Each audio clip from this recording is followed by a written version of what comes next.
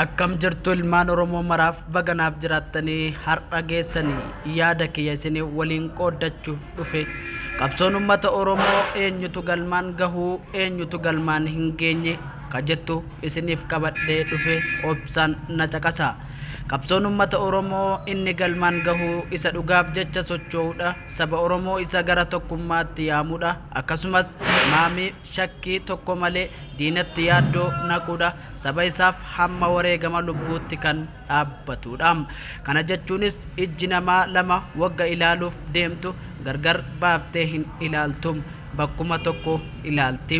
Uummanni Oromoo akka ija tokko yoo wal ilaale yookaan gargar wal kutuu dhiise, kutaaf amantii lagaan yoo wal qoqqooduu dhiise, qabsoo isa galmaan gaheetu xurii seenaa kan ormi itti fe'e hobbaafachuun ni danda'a.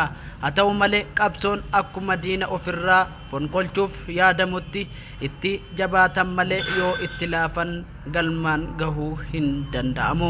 Kanaaf jabaatanii hojjetaniif galma geessisu yookaan injifannoo galmeessisu. Inni saba isaatiif dhimmamu halkaniif guyyaa yaadu qabsoo uummata Oromoo galmaan gahuu shakkiin hin qabu.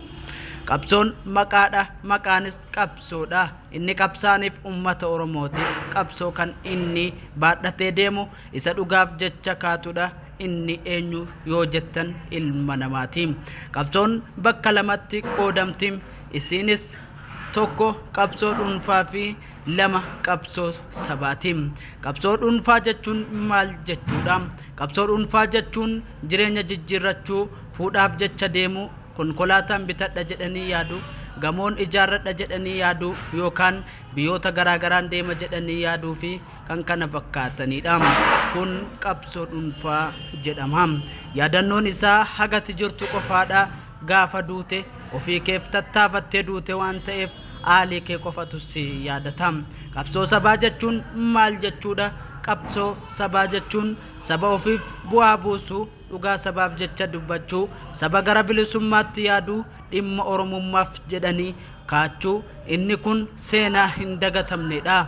Saba birattis ta'e orma birattis ta'e yoomuu yaadatamaa teessa. Inni sabaaf bu'aa buusu, akeekaaf kaayyoo sabichaaf wareegame seenaa isaa dhalootaa dhalootatti darba. Kun seenaa isa beekamaa fi isa kabajamaadha. Kanaaf uummanni Oromoo qabsoo sabaa gaggeessuun dirqama nama hundaati. Qabsoo uummata Oromoo eenyutu galmaan hin geenye? Namni mataan isaa lama qabsoo uummata Oromoo galmaan gahuu hin danda'u. Maaliif yoo jettan waan gara tokkotti hin cinneef jecha. Walumaa galatti qabsoon uummata Oromoo inni galmaan gahuu hin dandeenye, innis Oromoo ta'ee gadheef yoo ergame yookaan dhimma dhuunfaaf jecha kaatu, itti aansuun warri garaaf bitamu qabsoo uummata Oromoo galmaan gahuu hin danda'u. Kana qopheessee kan isiniif dhiheesse an Umar Lammiiti.